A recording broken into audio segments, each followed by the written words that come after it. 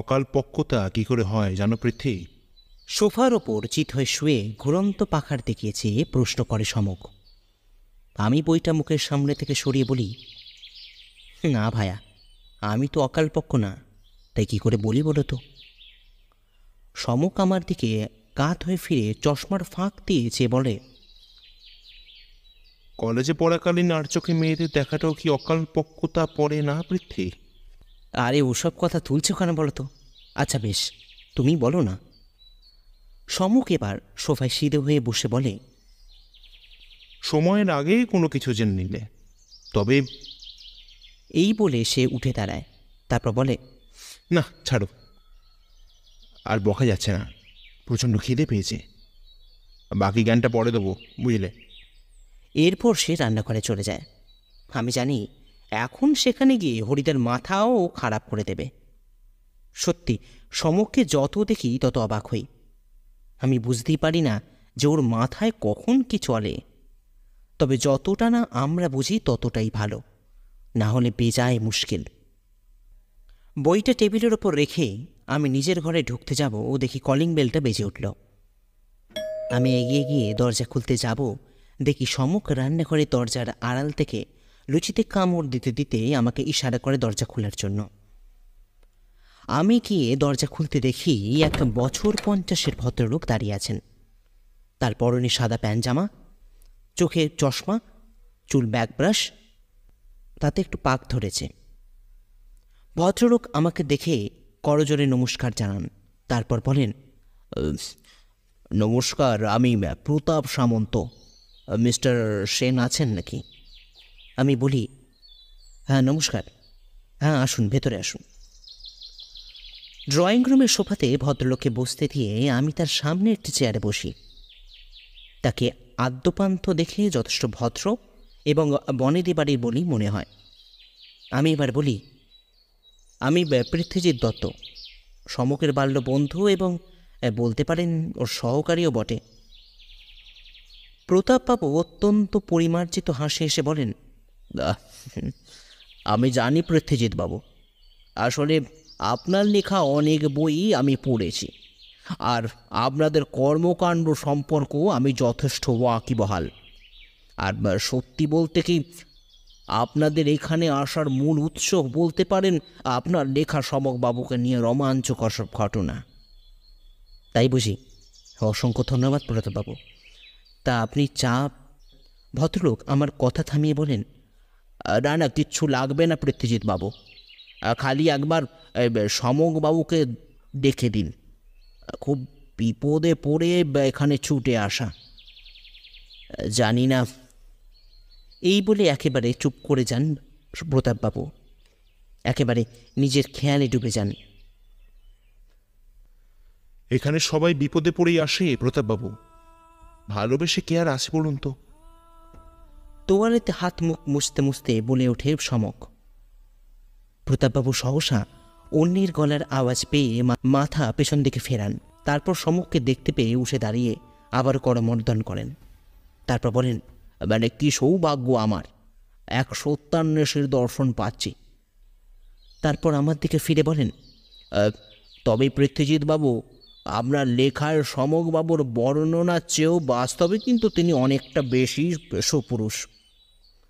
আমি সামান্য হেসে ওনার কথার সমর্থন জানাই। সমক এবার প্রতাপবাবুর সামনে বসে বলেন, বেশ, অনেক তো আমার বিষয়ে ভালো ভালো কথা বললেন মিস্টার সামন্ত, কিন্তু আমাদেরকেও একটা সুযোগ করে দিতে হবে তো নাকি? মিস্টার সামন্ত একটু অবাক হয়ে যান, তারপর সমকের দিকে চেয়ে বলেন, কিসের সুযোগ বলুন তো মিস্টার সেন, আমি ঠিক। আপনি বোঝেননি তাই তো? আসলে আমি আপনার এখানে আসার কারণটা জানতে চাইছি। সমক এবার সামন্তবাবুর দিকে ঝুঁকে পড়ে বলে, কি কারণে এই অধমের কাছে এলেন সেটা বলবেন তো নাকি? প্রতাপবাবু প্রথমে হকচকিয়ে যান, তারপর হেসে বলেন, মানে কিছু মনে করবেন না মিস্টার সেন, আসলে আমি একটু ঘাবড়েই যাই। যাক সে কথা, আসলে একটা বিপদের পড়ে। এই বলে আবারও চুপ করে যান প্রতাপবাবু। তার মুখ দেখে মনে হয় তিনি কোনো একটা ঘটনা মনে করে বেশ বেশ চিন্তিত হয়ে গেছেন। সমুখ এবার গলা খাঁকড়িয়ে বলে, মিস্টার সামন্ত, "আহ, কিছু বলছেন নাকি সমুখবাবু?" বলবেন তো আপনি। কি একটা ঘটনা বলতে গিয়ে তো আপনি আটকে গেলেন। ও তাই না? এরপর নিজেকে সামলে তিনি বলতে শুরু করলেন, সমকবাবু, আপনি রামপুর এস্টেটের নাম শুনেছেন কোনোদিন? রামপুর? ও হ্যাঁ, তবে সেটা তো বর্তমানে এস্টেটের আওতায় পড়ে না। আপনি ঠিকই বলেছেন মিস্টার সেন। আসলে ওই এস্টেটের মালিক একদা ছিলেন আমার প্রপিতামহ ভূপেন্দ্র নারায়ণ সামন্ত। যেমনই উদার তেমনই প্রজাবৎসল। আর সেই প্রজাবাৎসল্যতার জন্যই তিনি একটি বিশেষ উপহার পান, তাও আবার এক বিশেষ মানুষের হাত থেকে। সমক অত্যন্ত আগ্রহ সহকারে প্রতাপবাবুর দিকে চেয়ে বলে, বিশেষ উপহার, তাও আবার বিশেষ মানুষের হাত থেকে? হ্যাঁ, আপনি ঠিকই শুনেছেন মিস্টার সেন।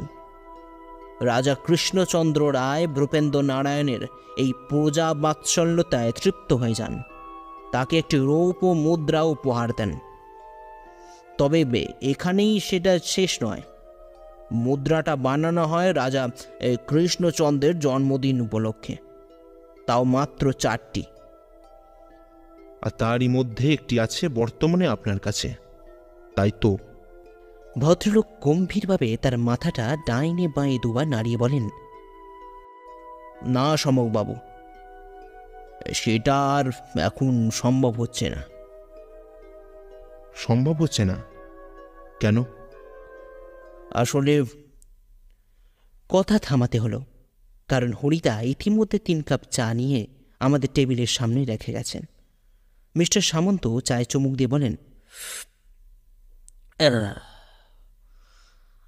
আসলে মুদ্রাটা এতকাল বংশের ধারা অনুযায়ী আমার কাছেই ছিল মিস্টার সেন, কিন্তু গতকাল থেকে সেটা আর খুঁজে পাওয়া যাচ্ছে না। আমি বলি, সে কি এত মূল্যবান জিনিস? হ্যাঁ পৃথ্বীজিৎ বাবু। সমুখ পেয়ালাটা টেবিলের ওপর রেখে প্রতাপবাবুকে প্রশ্ন করে, সাধারণত ওটা কোথায় রাখতেন আপনি? আমার ঘরের সিন্দুকের ভেতর মিস্টার সেন। আর সিন্দুকের চাবি থাকে আমার কাছেই। আমি একা মানুষ, বিয়ে থা কিছুই করিনি।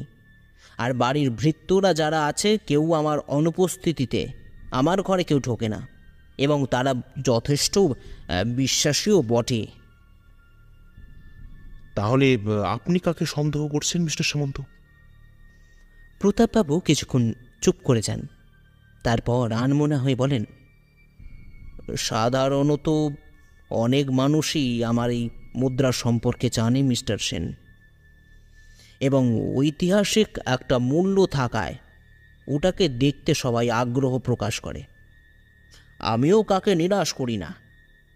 যারা আমার বাড়িতে মুদ্রাটি দেখতে আসেন তাদের প্রত্যেককেই আমি সেটা দেখার সৌভাগ্য করে দিই। আমি তাদের সবাইকেই সেই মুদ্রা সিন্ধুক থেকে বের করে এনে দেখাই, এবং দেখানো হয়ে গেলে সেটা আবার ওই সিন্ধুকের মধ্যে ঢুকিয়ে রাখি। কিন্তু কেসের কিন্তু মিস্টার সামন্ত? গত 1 সপ্তাহ আগে এক অবাঙালি ভদ্রলোক, নাম মুকেশ সিং, ওটাকে দেখতে আসেন।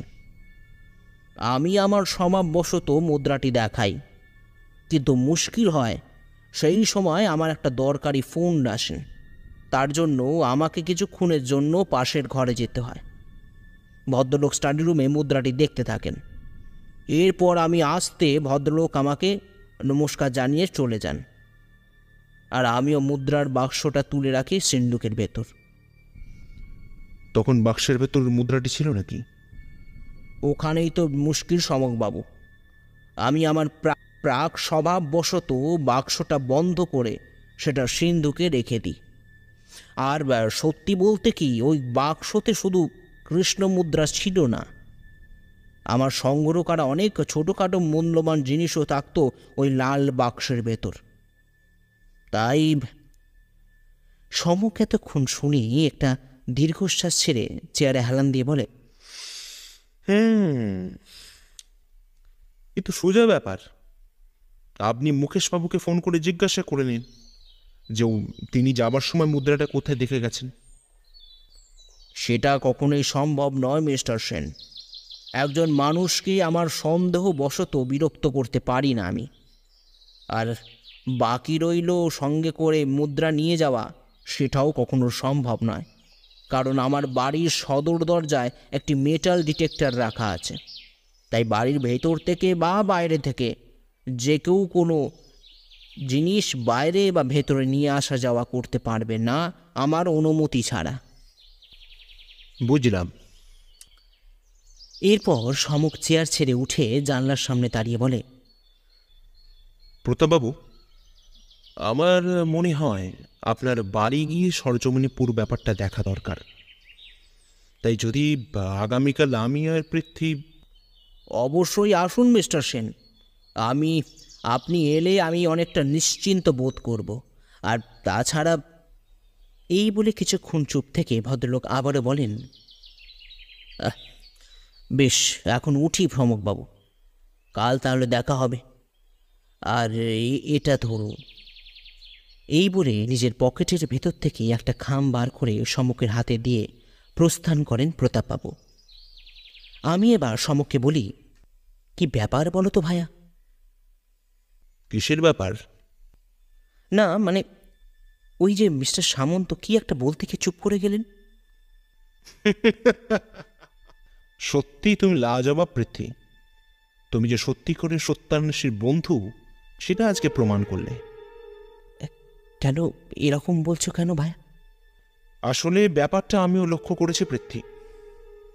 তুমি একটা কথা ভুলে যাচ্ছ, বর্তমানে ঐতিহাসিক জিনিসের মালিকানা কিন্তু সরকার বাহাদুর নিজে, সে যতই তোমার পৈতৃক সম্পত্তি থাক না কেন। আর সেই কঠোর আইনের মাঝে মিস্টার সামন্ত সেই মুদ্রাকে লুকিয়ে নিজের কাছে রেখে দেন নিজের সম্পত্তি হিসাবে। তাই আমার মনে হয় উনি শেষ যে কথাটা আমাদের বলতে চেয়েছিলেন, তিনি হয়তো চান না বিষয়টা পাঁচকান হোক, বুঝলে? কিন্তু সমক... কোনো কিন্তু নয় বৃত্তি। এটা ভুলে গেলে চলবে না যে জিনিসটা কিন্তু ওনাদের পৈতৃক সম্পত্তিও বটে, যতই ওনারা সরকার বাহাদুরের থেকে লুকিয়ে রাখুক না কেন। বেশ, চলো, বাকি কথা কাল জানা যাবে, বুঝলে? এই বলে সমক বারান্দার খোলা রেলিংয়ের হেলান দিয়ে সূর্যাস্ত দেখতে থাকে। পরন্ত বিকেলের সূর্যের আলোয় সমকের চোখ মুখ লাল বর্ণ ধারণ করেছে।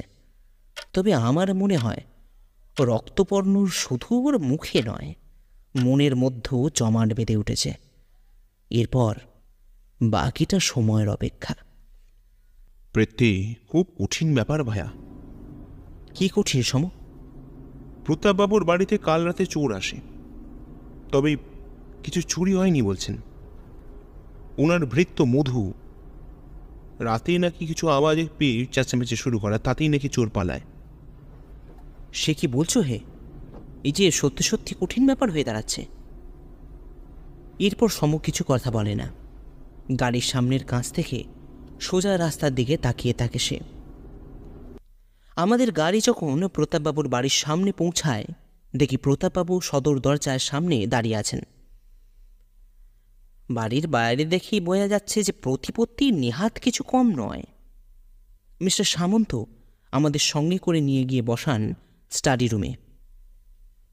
আমি আর সমক একটা সোফায় ভাগাভাগি করে বসি, আর মিস্টার সামন্ত আমাদের ঠিক বিপরীতের স্টাডি টেবিলের ওপর গিয়ে বসেন। সমক বলে, আপনি তো দেখছি বেশ শৌখিন মানুষ মশাই। প্রতাপবাবু অবাক হয়েছে বলেন, হ্যাঁ, তা একটু বলতে পারেন মিস্টার সেন, তবে... আমি কি করে ধরলাম, তাই তো? হ্যাঁ, যদি বলেন। আসলে দালান দিয়ে আস্তে আস্তে লক্ষ্য করলাম দেশের বিভিন্ন দেশের বিখ্যাত চিত্রশিল্পীর হাতে আঁকা স্থান পেয়েছে আপনার বাড়ির দেওয়ালে। আর ওই টেলিফোনটা, এই বলে সে ঘরের কোণে থাকা টেলিফোনটা নির্দেশ করে। প্রতাপবাবু বলেন, আসলে মশাই, সবটাই যে আমার কৃতিত্ব তা কিন্তু নয়। আমার পূর্বপুরুষরাও সবাই কিছু না কিছু উপায়ে এসবের সঙ্গে যুক্ত আছেন।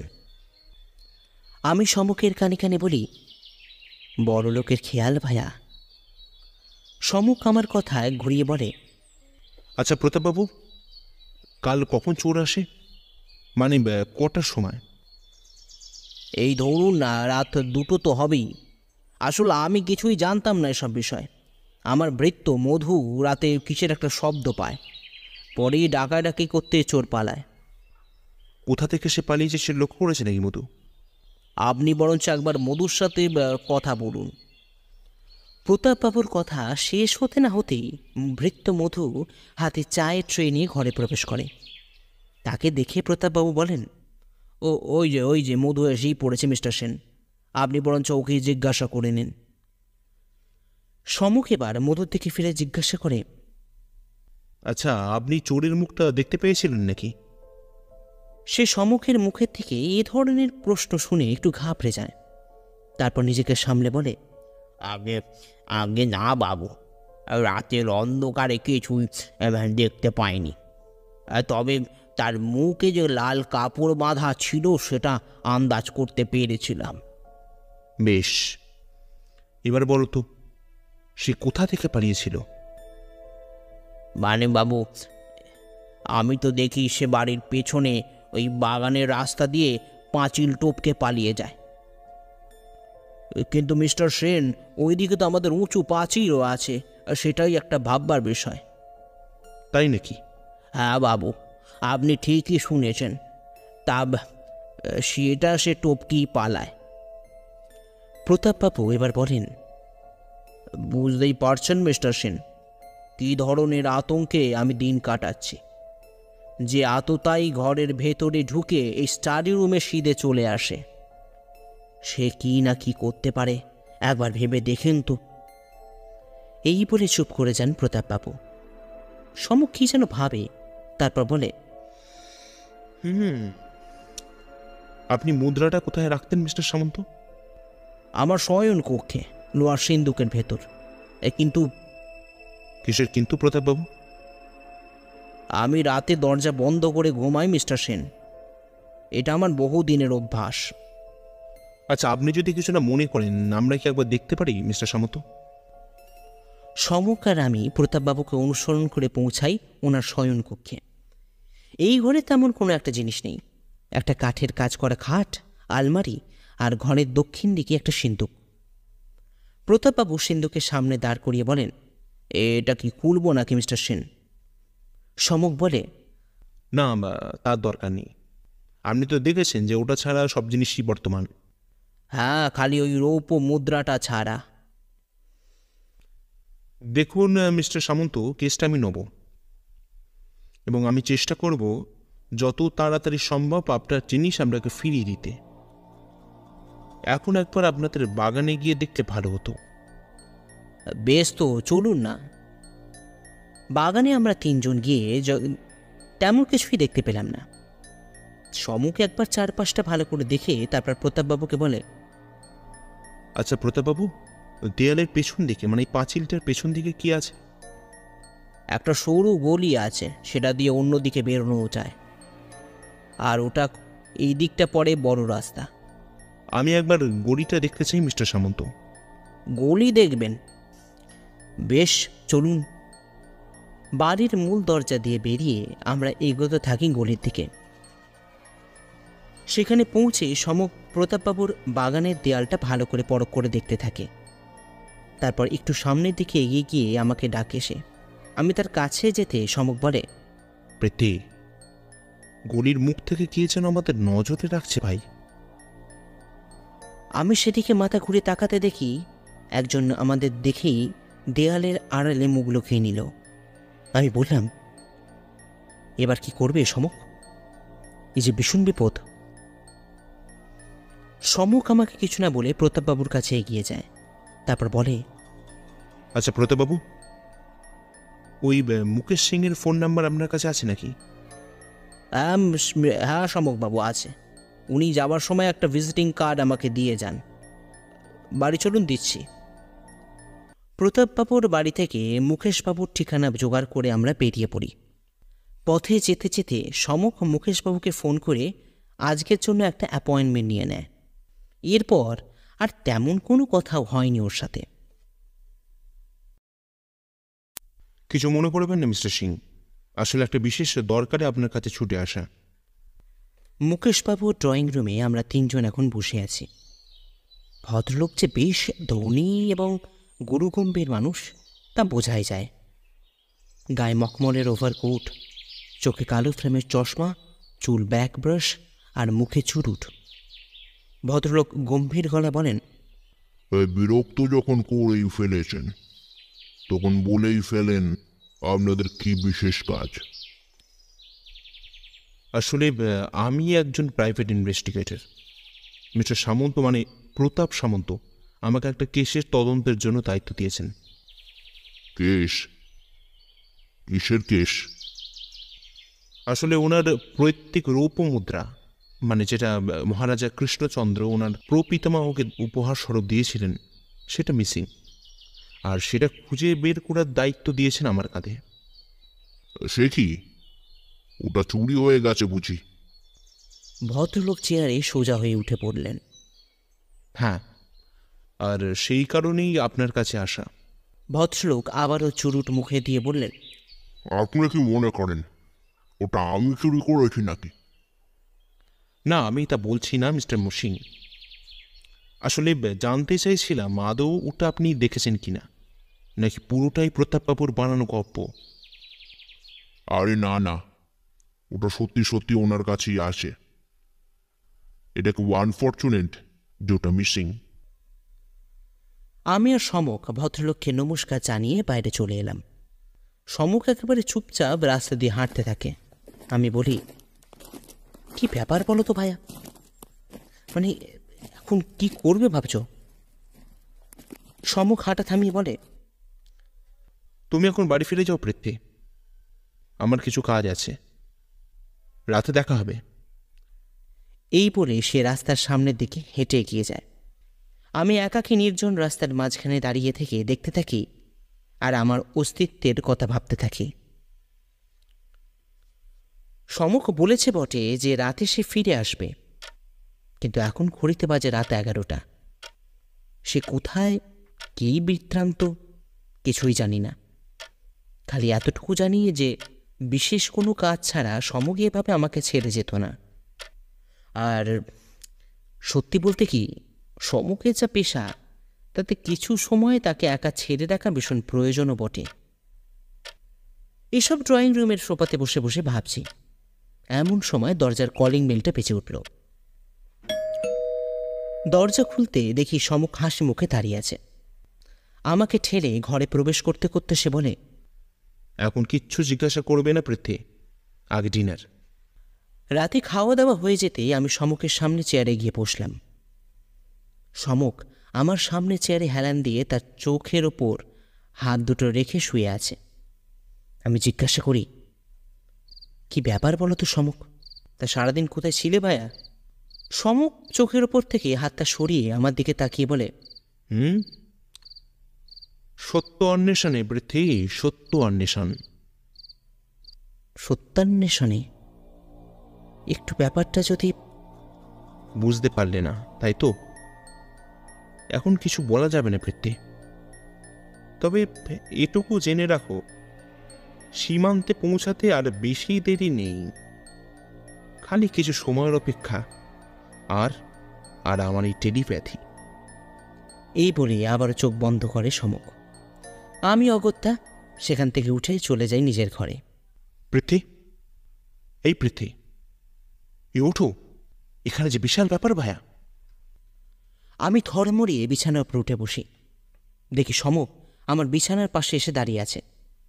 আমি জিজ্ঞাসা করি, কি কি হয়েছে সমক, এত সকালে? আরে সামন্ত ভিলায় আবারও কাল রাতে চোর আসে। কাল মিস্টার সামন্ত চোরকে ধরার চেষ্টা করেছেন, কিন্তু চোর পালায়। আমাদের যত তাড়াতাড়ি সম্ভব ওনাদের সামন্ত ভিলায় পৌঁছাতে বলেছেন। তুমি ঝটপট রেডি হয়ে নাও। আমাদের গাড়ি যখন প্রতাপবাবুর বাড়ির সামনে পৌঁছালো তখন দেখি পুলিশের জিপ দাঁড়িয়ে আছে। আমাদের গাড়ি বারান্দার সামনে গিয়ে থামতে দেখি প্রতাপবাবু হাসি মুখে আমাদের কাছে এগিয়ে আসছেন। তারপর সমককে বলেন, আপনি ধন্য মশাই, আমার বিবেচনা কিছু ভুল হয়নি সমকবাবু। আমি অবাক হয়ে জিজ্ঞাসা করি, কিসের বিবেচনা প্রতাপবাবু?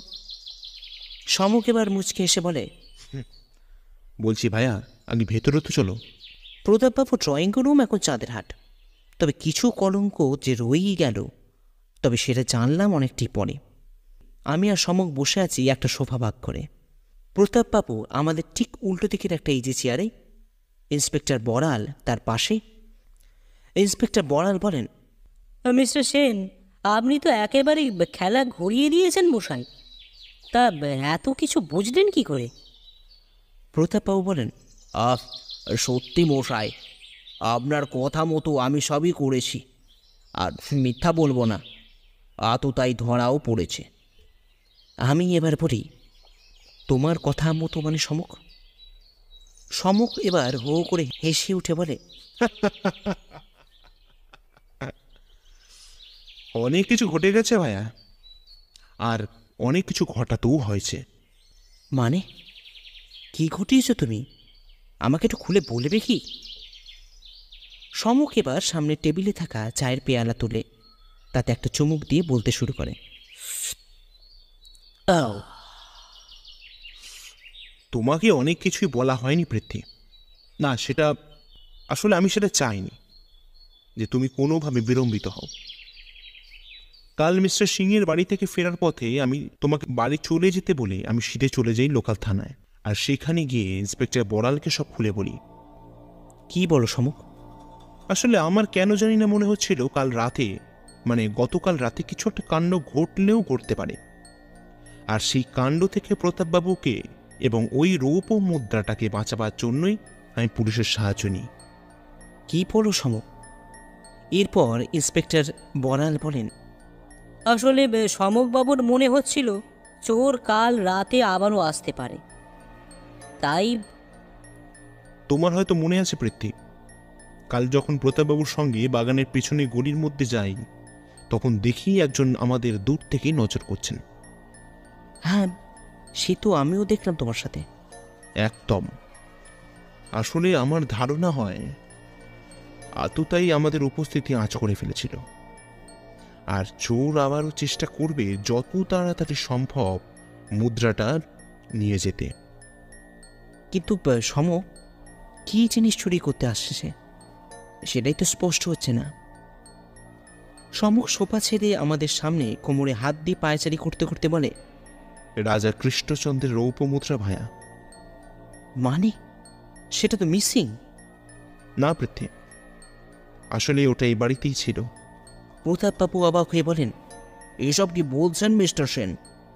মুদ্রাটা যদি এখানেই থাকবে তাহলে আমার নজরে পড়েনি কেন? সমক এবার একটা ধূর্ত হাসি এসে বলে, খোঁজার চেষ্টায় গাফলতি ছিল আপনার মিস্টার সামন্ত। এই বলে সে তার পকেট থেকে একটা লাল গহনার পুটলি পার করে, আর সেটা খুলতে বেরিয়ে আসে ঐতিহাসিক কৃষ্ণচন্দ্রের রৌপ্য মুদ্রা, যার বর্তমানে মূল্য অনেক বেশি। প্রতাপবাবু সমকের হাত থেকে সেটা তুলে নিয়ে ভালো করে দেখতে থাকেন। তারপর সিন্ধুকের দিকে এগোতে এগোতে বলেন, বাঁচালেন মশাই, পৈতৃক সম্পত্তি ধরে প্রাণ ফিরে এলো। এই বলে মুদ্রাটা সিন্ধুকে ঢোকাতে যাবেন, অমনি সমক ওনাকে বাধা দিয়ে বলেন, এটা আর আপনার কাছে রাখা সম্ভব হবে না সামন্তবাবু। ওটা সরকারের সম্পত্তি, ওটা যাবে ইন্সপেক্টর বড়ালের হাতে। ইন্সপেক্টর বড়ালের হাতে সমক এবার মুদ্রাটা তুলে দেয়। প্রতাপবাবু মূর্ছিত হয়ে চেয়ারে বসে পড়েন। আমি এবার বলি, তুমি এটা পেলে কোথা থেকে সমক? পেলাম কোথা থেকে সেটা বড় কথা নয় পৃথ্বী। সেদিন যখন আমরা প্রতাপবাবুর এই স্টাডি রুমে সোফায় ছেড়ে বেরোতে যাব, কি একটা জিনিস চকচক করছে, হাতে তুলে নিয়ে দেখি রাজা কৃষ্ণচন্দ্রের সেই রৌপ্য মুদ্রা ওখানে পড়ে আছে। বেশ, সেসব তো বুঝলাম ভাইয়া, কিন্তু মুদ্রাটা ওখানে রাখলো কে? এখনো বোঝনি পৃথ্বী? মিস্টার সিং। প্রতাপবাবু যখন ফোন ধরতে মুদ্রাটা মিস্টার সিংয়ের সামনে টেবিলে রেখে যান, ঠিক তখনই মিস্টার সিং মুদ্রাটা সোফার ভেতরে লুকিয়ে রাখেন, কারণ তিনি জানতেন এ জিনিস নিয়ে সামন্ত ভিলা থেকে পরিত্যাগ করা তার পক্ষে অন্তত সম্ভব নয়। তাই তিনি ওই মুহূর্তে সিদ্ধান্ত নেন পরে কোনো চোর বা আততায়ীকে সাহায্য নিয়ে মুদ্রাটা উক্ত সোফার আড়াল থেকে চুরি করিয়ে উনি নিয়ে যাবেন। আর সেই মতন প্রতাপবাবুর সামনে ভদ্রলোকের অভিনয় করে খালি হাতে খালি পকেটে তিনি বাড়ির বাইরে বেরিয়ে যান। আর তার ঠিক পরেই এক দুষ্কৃতীর সাহায্য নিয়ে তাকে রাতের অন্ধকারে পাঠিয়ে দেন উক্ত সোফা থেকে ওই মুদ্রাটা চুরি করে নিয়ে আসার জন্য। আর কি অভাবনীয় ব্যাপার দেখো পৃথ্বী, ঘটনাচক্রে সেদিন রাতেই বাগানের দিকে দরজাটা বন্ধ করতে ভুলে যায় মাধব। আর সেই সুযোগেই আমি এবার প্রশ্ন করি, কিন্তু সমুখ একটা প্রশ্নের উত্তর চেয়ে ভাইয়া পাওয়া যাচ্ছে না। সে কি এখন উত্তর পাচ্ছ না? না ভাইয়া। বেশ, বলো তাহলে। আগের বারে না হয় মাধব ভুল করে দরজা বন্ধ করে দিয়েছে, সেটা আমি বুঝলাম, এবং তার ফলে চোর স্টাডি রুমে এসে মুদ্রাটা খোঁজার চেষ্টাও করেছে। কিন্তু গতকাল রাতে ঘটনাটা পুনরায় ঘটল কী করে? মাধব তো আর সেই ভুল একবার করবে না। আমি লক্ষ্য করি সমক মিস্টার সামন্তর দিকে চশমার ফাঁক দিয়ে তাকালো, তারপর তেনাকে বলল, কি প্রতাপবাবু, আপনি বলবেন না আমি বলবো? প্রতাপবাবু হাসতে হাসতে বলেন, আসলে পৃথ্বীজিৎ বাবু, সমকবাবু গতকাল রাত 9টা নাগাদ ইন্সপেক্টর বড়ালকে সঙ্গে করে আবারও এ বাড়িতে আসেন। তা প্রথমে আমি ইন্সপেক্টরকে দেখে একটু হক চকিয়ে যাই, পরে সমকবাবুর কথায় ভদ্রলোকের পর সমকের দিকে তাকিয়ে বলেন, সমকবাবু বাকিটা আপনি বলুন বরঞ্চ। সমক একটা দীর্ঘশ্বাস ফেলে আমার পাশে এসে বসে, তারপর বলে,